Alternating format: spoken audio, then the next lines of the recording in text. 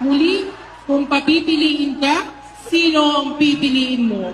Ang iyong asawa o ang iyong anak? At bakit? Napakagaling naman. Ng pagkakasagot ng isang contestant na ito, talagang napasigaw lahat ng mga nanonood dahil napahanga sila sa magandang pagkaka-explain nito. Panoorin natin ang buong pangyayari.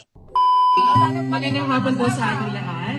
So para po sa akin, or technically, alam ko po na ang lahat ng nandirito, or karamihan ng nandirito, ang pipiliin nila ay ang kanilang mga anak.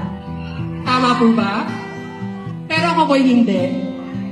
Ang pipiliin ko po ay ang aking asawa.